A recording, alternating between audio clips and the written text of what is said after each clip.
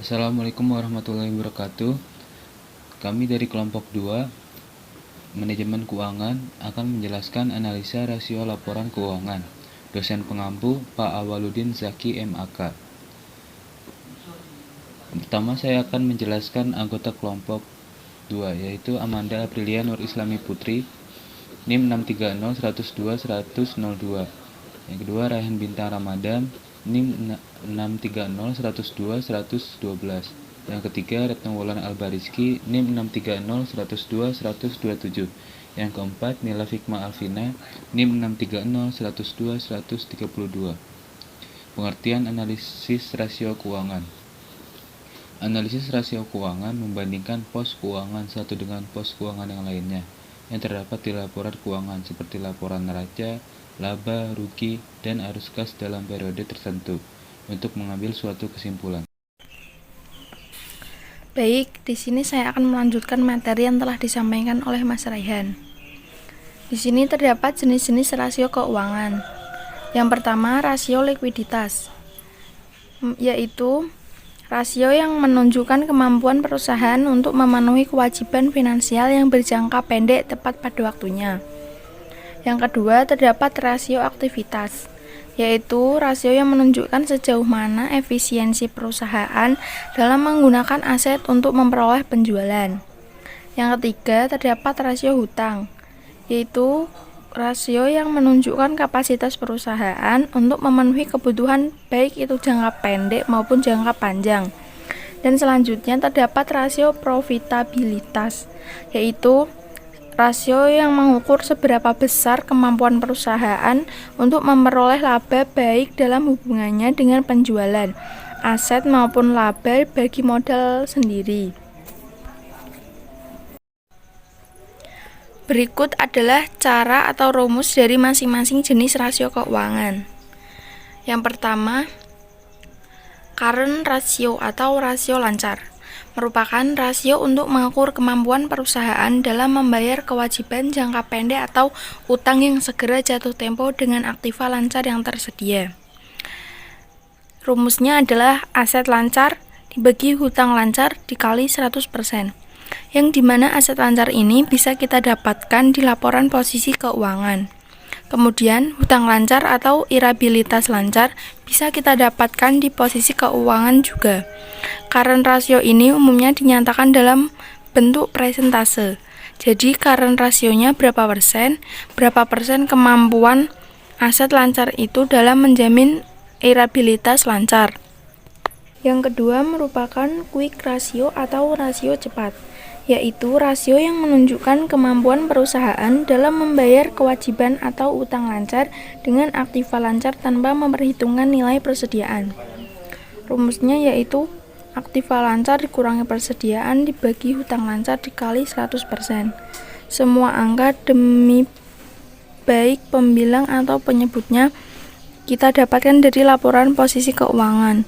Jadi quick ratio ini bisa menggambarkan seberapa besar kemampuan aset lancar di luar persediaan dalam menjamin atau memenuhi atau membayar irabilitas lancarnya. Dan yang ketiga terdapat cash ratio atau rasio kas, yaitu untuk membandingkan antara kas dan aktiva lancar setara kas dengan kewajiban lancar. Yang dimaksud dengan aktiva lancar setara kas adalah aktiva yang dapat dengan mudah dan segera diuangkan. Rumusnya yaitu kas plus aktiva setara kas dibagi hutang lancar dikali 100%. Jadi kas rasio ini akan mengukur seberapa besar kemampuan kas dan setara kas dalam menjamin irabilitas lancarnya. Tiga rasio likuiditas ini umumnya dinyatakan dalam bentuk persentase. Selanjutnya, jenis rasio keuangan yang kedua adalah rasio aktivitas. Yang pertama terdapat rasio perputaran piutang, yaitu rasio ini digunakan untuk mengukur efektivitas pengelolaan piutang. Semakin tinggi perputarannya, maka semakin baik pula bagi perusahaan. Rumus rasio perputaran piutang yaitu perputaran piutang sama dengan penjualan kredit dibagi rata-rata piutang. Informasi penjualan kredit ini bisa kita temukan di laporan laba rugi. Sedangkan informasi piutang ini bisa kita dapatkan di laporan posisi keuangan. Yang kedua yaitu rasio perputaran persediaan, yang digunakan untuk menggambarkan likuiditas perusahaan. Semakin tinggi rasio perputaran persediaan, maka semakin baik pula pengelolaan persediaannya. Rumusnya adalah perputaran persediaan sama dengan harga pokok penjualan dibagi persediaan. Harga pokok penjualan ini bisa kita dapatkan dari laporan laba rugi. Sedangkan persediaan, informasi persediaan ini dapat kita lihat di laporan posisi keuangan. Yang selanjutnya adalah rasio perputaran aktiva tetap yang digunakan untuk melihat sejauh mana perusahaan dapat menghasilkan penjualan dengan aktiva tetap yang dimiliki. Semakin besar rasio, maka semakin baik bagi perusahaan.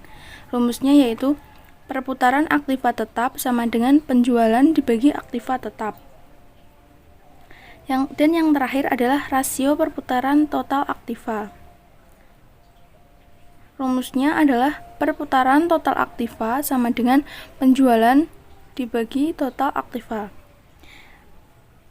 4 rasio keuangan ini termasuk ke dalam jenis rasio aktivitas. Yang ketiga yaitu debt ratio atau rasio hutang. Yang pertama, rasio hutang terhadap aktiva atau total debt to asset ratio. Rasio ini mengukur seberapa besar aktiva perusahaan dibiayai oleh hutang atau seberapa besar hutang perusahaan berpengaruh terhadap pengelolaan aktiva. Rumusnya yaitu debt to asset ratio sama dengan total hutang per total aktiva dikali 100%. Yang kedua, rasio hutang terhadap ekuitas atau total debt to equity ratio. Rasio ini menunjukkan hubungan antara jumlah utang jangka panjang dengan jumlah modal sendiri yang diberikan oleh pemilik perusahaan, guna mengetahui jumlah dana yang disediakan kreditor dengan pemilik perusahaan. Rumusnya yaitu total debt to equity ratio sama dengan total hutang per modal dikali 100%. Yang keempat, profitability ratio atau rasio profitabilitas. Margin laba kotor atau gross profit margin, ukuran persentase dari setiap hasil sisa penjualan sesudah perusahaan membayar harga pokok penjualan.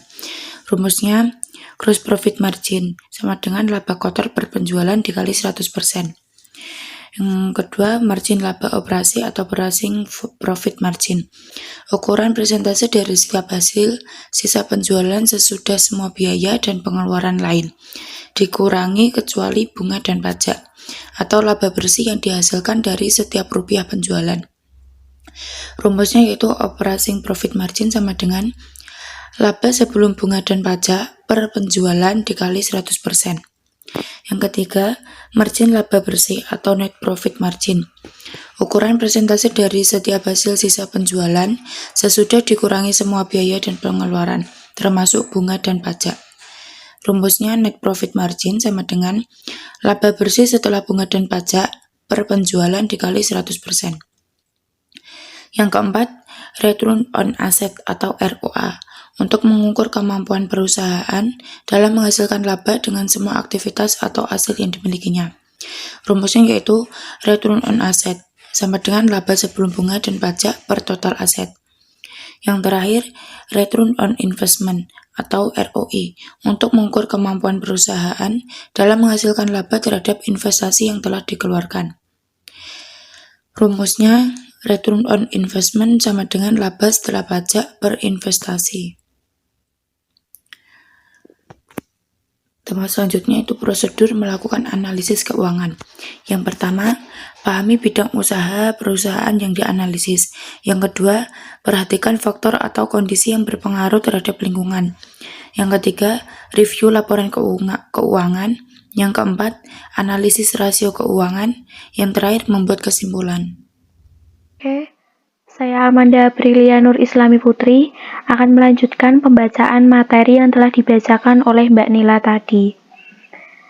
Selanjutnya ada analisa laporan keuangan PT Indosemen Tunggal Prakarsa Tbk. Berikut lampiran data-datanya. Kalau teman-teman ingin mengakses data yang lebih lengkap dan jelas, teman-teman bisa mendownload PDF yang telah kami kirimkan. Di situ tertera laporan keuangan PT tersebut. Ini ya laporan-laporan keuangannya. Oke, selanjutnya kami akan menganalisis laporan keuangan dari PT Indosemen Tunggal Prakarsa Tbk per Desember 2013 disajikan dalam jutaan rupiah. Yang pertama, kami akan menganalisis atau menghitung tentang rasio likuiditas. Di sini ada current ratio. Current ratio atau rasio lancar. Rumusnya, aktiva lancar dibagi hutang lancar. Tertera hasilnya 6,15. Kesimpulannya yaitu setiap Rp1 hutang lancar dijamin oleh 6,15 harta lancar, atau perbandingannya antara aktiva lancar dengan hutang lancar adalah 6,15 dibanding 1. Selanjutnya, quick ratio atau rasio cepat. Rumusnya yaitu aktiva lancar dikurangi persediaan dibagi hutang lancar. Penghitungannya tertera, hasilnya Rp 5,61.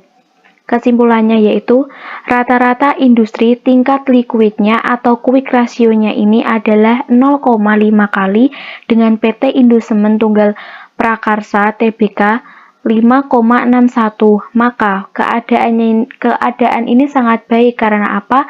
Karena perusahaan dapat membayar hutang walaupun sudah dikurangi oleh persediaannya.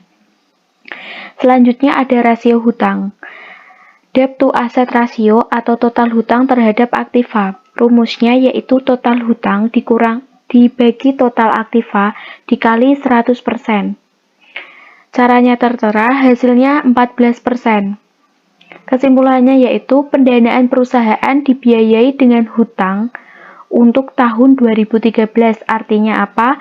Bahwa setiap Rp100 rupiah, pendanaan perusahaan Rp14 rupiah dibiayai dengan hutang dan Rp86 rupiah disediakan oleh pemegang saham. Selanjutnya, total debt to equity ratio atau total hutang terhadap ekuitas. Rumusnya total hutang dibagi dengan modal dikali 100%. Penghitungannya tertera, hasilnya 16%. Kesimpulannya, perbandingan antara hutang dan ekuitas dalam pendanaan perusahaan dan menunjukkan kemampuan modal sendiri perusahaan untuk memenuhi seluruh kewajibannya. Perusahaan dibiayai 16% untuk tahun 2013. Selanjutnya ada rasio profitabilitas. Gross profit margin atau margin laba kotor. Rumusnya laba kotor dibagi penjualan dikali 100%. Penghitungannya tertera, hasilnya 47%. Kesimpulannya, kemampuan perusahaan dalam menghasilkan laba kotor dari penjualan bersih sebesar 47%. Selanjutnya ada operating profit margin atau margin laba operasi. Rumusnya laba sebelum bunga dan pajak dibagi penjualan dikali 100%. Penghitungannya tertera, hasilnya 32%. Analisisnya, operating ratio mencerminkan tingkat efisiensi perusahaan sehingga rasio ini rendah. Menunjukkan keadaan yang baik karena apa? Karena setiap rupiah penjualan yang terserap dengan biaya juga rendah dan tersedia untuk laba yang sangat besar. Jadi, penghitungan operating profit margin ini hasilnya akan menyediakan laba yang besar. Menghasilkan laba yang besar. Selanjutnya ada net profit margin atau margin laba bersih. Oke, maaf yang tadi ini laba operasi ya, yang ini laba bersih. Maaf ada kesalahan. Rumusnya yaitu laba bersih setelah bunga dan pajak dibagi penjualan dikali 100%. Penghitungannya tertera, hasilnya 18%. Analisisnya, kemampuan perusahaan dalam menghasilkan laba bersih dan penjualan bersih adalah sebesar 18%. hasilnya 18%. Terakhir, return on investment, rumusnya laba setelah pajak dikurangi investasi, hasilnya 22%. Analisisnya yaitu atau kesimpulannya yaitu pengambilan atas modal perusahaan sebesar 22%. Oke, itu penjelasan dari kelompok kami. Mohon maaf apabila ada salah kata dalam penyampaian materi atau kurang jelas. Untuk kelengkapan materi bisa teman-teman simak di makalah. Terima kasih. Wassalamualaikum warahmatullahi wabarakatuh.